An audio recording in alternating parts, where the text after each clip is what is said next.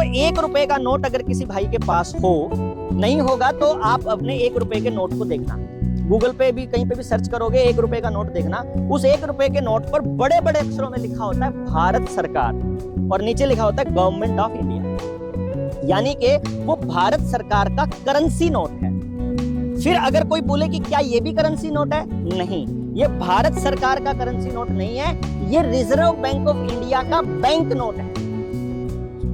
इसके ऊपर लिखा हुआ है भारतीय रिजर्व बैंक और नीचे लिखा हुआ है guaranteed by the central government, not central government, the central government. और हमारे संविधान में भारत सरकार के लिए 3 नाम है, union of India, government of India और रिपब्लिक ऑफ इंडिया।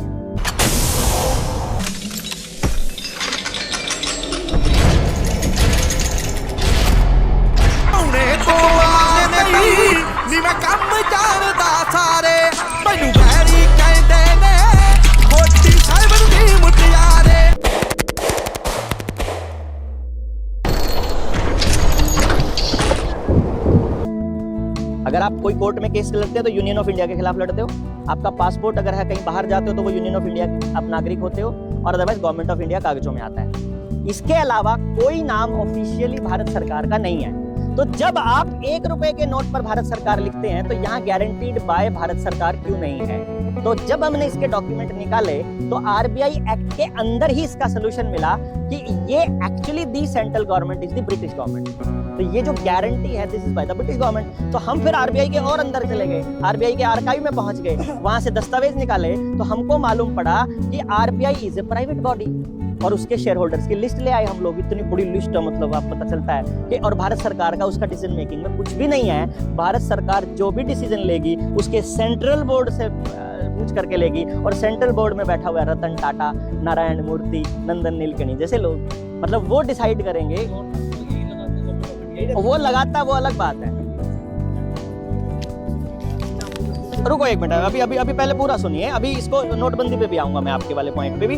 तो ये गवर्नर की अपॉइंटमेंट भारत सरकार इसलिए करती है ताकि आपको लगे कि ये भारत सरकार की बॉडी है, ताकि आपको लगता रहे कि ये भारत सरकार कर रही है, ताकि आपको लगे। अब मोदी से भी इसलिए कहलवाया गया नोटबंदी के टाइम पर ताकि आपको लगे कि ये देश का काम हो रहा है, जबकि ये इंग्लैंड कर रहा था, जो भी कर रहा था ये आरबीआई कर रही थी, भारत सरकार नहीं कर रही थी। अब क्या हुआ कि आपका पैसे की वैल्यू को डिवैल्यूएट नहीं किया जा सकता, ये है पहला कानून। दूसरा एक कानून, एक सेक्शन है आरबीआई एक्ट 1934 में सेक्शन 26, ये कहता है कि जब भी कोई व्यक्ति अपना बैंक नोट लेकर के जाएगा तो आरबीआई उसके बराबर का रुपया देने के लिए बाध्य है। इस पे लिखा है ना, मैं 10 रुपया अदा करने का वचन देता हूं। तो हमारे दिमाग में एक बात आई, क्या ये 10 रुपया लेकर के जाएं तो क्या ये हमें मिलेगा? तो हमको बैंक वालों ने बताया कि नहीं मिलेगा। उन्होंने बोला क्यों नहीं मिलेगा? वो बोले क्योंकि ये नोट असली नहीं है। तो मैंने कहा असली नहीं है, ये हमें ऑफ द रिकॉर्ड किसी आरबीआई के बंदे ने बताया। ये नकली कैसे हैं? उन्होंने बोला ये नकली ऐसे हैं, आपको इसके लिए समझना पड़ेगा। ये नोट आपने देखा होगा 5 रुपए का, इस तरह का नोट हमने अपने बचपन में मैंने भी देखा है। ये 1965 से पहले का नोट है। इस नोट के ऊपर आपको क्या नजर आएगा? इस नोट पे आपको लिखा नजर आएगा, आई प्रॉमिस टू पे the bearer on demand. On demand अपने आज वाले नोट पर नहीं है, जब भी मैं चाहूं मांगे जाने पर। The sum of 5 rupees at any office of, जिस भी बैंक में जाकर के मैं इसे दूंगा, बैंक से ही मुझे पैसा मिल जाएगा। अभी आरबीआई कहता है ये हमने इसका एफिडेविट बदल दिया। दूसरा सवाल ये है कि क्या कोई व्यक्ति किसी का एफिडेविट बदल सकता है? अपना भी नहीं बदल सकता भाई साहब, किसी और का तो कैसे बदल देगा? तो आरबीआई के गवर्नर के एफिडेविट को जिसने बदला वो भी जेल जाएगा। दूसरा नंबर पे ये बिंदु है, इसके एफिडेविट को नहीं बदला जा सकता। तीसरा बिंदु, हमारी टीम जो है वो सुप्रीम कोर्ट में, जब हमने मतलब पीआईएल भी लगाई थी एक बार, एसएलपी लगाई थी, तो वहां पर क्या होता है उसके अंदर, उसके अंदर क्या होता है कि हमने वहां जज के सामने 4 रुपए रख दिए। 1 रुपया ये रख दिया जो 1862 का रुपया है, 1 रुपी इंडिया, ये रानी का रुपया है। 1 रुपया हमने ये रख दिया जो 1941 का, 44 का वाला रखा था हमने, और 1 रुपया रखा हमने जो लोहे वाला था, और 1 रुपया रखा हमने जो कागज वाला था। 4 रुपए रख दिए। हमने कहा जज साहब सिर्फ हमको ये बता दीजिए इन चारों में से असली इंडियन रुपी कौन सा है और क्या इनमें से कोई रुपया चलन से बाहर हो गया है। पता चलता है कि आज भी बैंकों में ये 1861 वाला रुपया भी चल रहा है। आज भी ये 1941 वाला भी रुपया चलता है और इसको बैंक 1 रुपए में ही लेता है। अब इसमें तो जो 1861 वाला है इसमें 90% चांदी है और दूसरे वाले में 50% चांदी है और तीसरे वाले में लोहा है, उसमें चांदी है ही नहीं और तीसरा वाला कागज का टुकड़ा है। तो इसका मतलब ये हुआ बैंक जब चारों की वैल्यू 1 रुपया मानता है तो इसका मतलब बाहर भी उसकी वैल्यू बराबर होनी चाहिए। तो हमारे दिमाग में सवाल आया कि इसका मतलब इनमें असली रुपया कौन सा, पहले पता करो।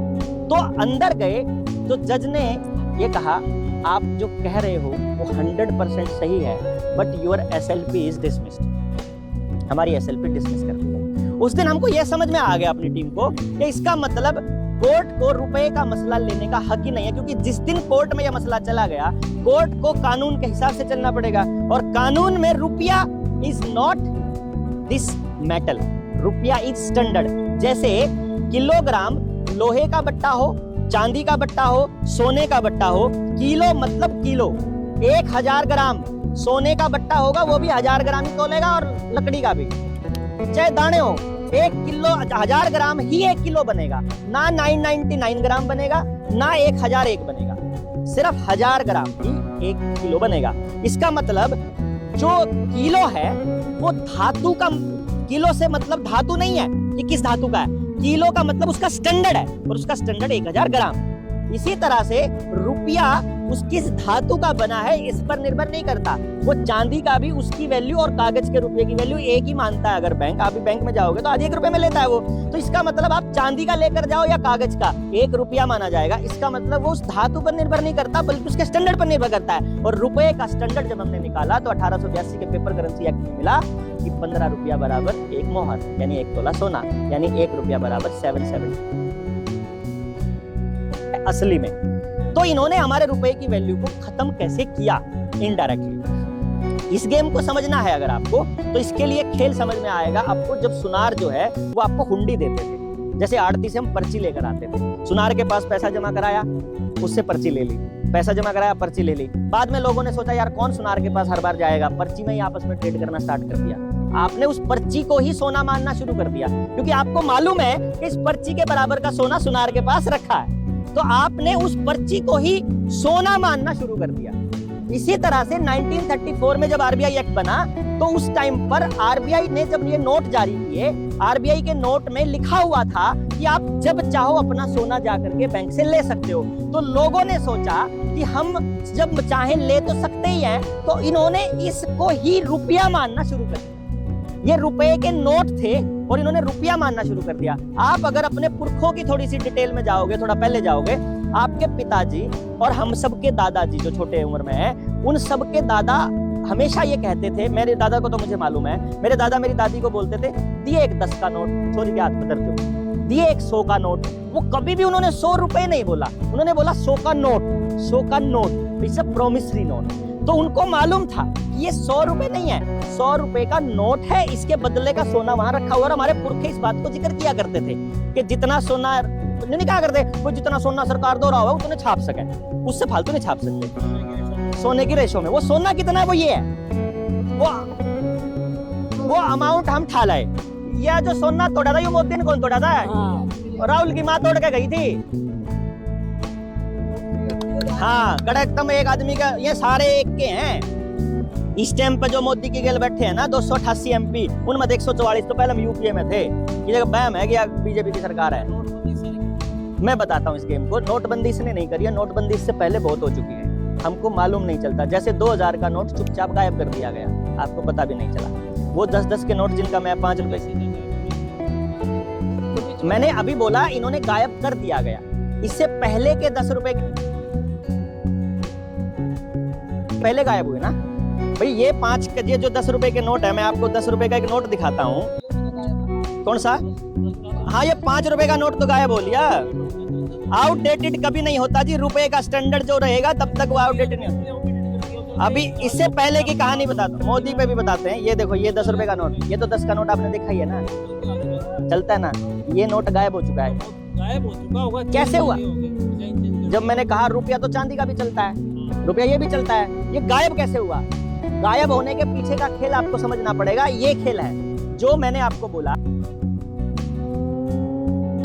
कि जो ये नोट है यही रुपए, अब इस नोट को ही हम रुपया मानना शुरू करते हैं। तो इन्होंने सबसे पहली लूट चालू छाप के दे दिए बड़े बड़े उद्योगपतियों को। उन उद्योगपतियों ने गाड़ियों में बोरे में रुपये भर के, आपको याद होगा 2004 में 2003 में, तो किसानों के पास आया करते गामा में दिल्ली के सेठ, मैंने कहा करते जमीन का रेट बोल के, रेट चाहिए था 2 लाख का किला 3 में ले, 4 में ले, 5 में ले, जो मर्जी ले, रातों रात मतलब 92 पे करोड़पति हुए लोग उन दिनों में, क्योंकि लोगों ने उन कागज के टुकड़ों को रुपया मानना स्टार्ट कर दिया। पीछे उसके गोल्ड रखा नहीं है, वो फर्जी रुपए थे।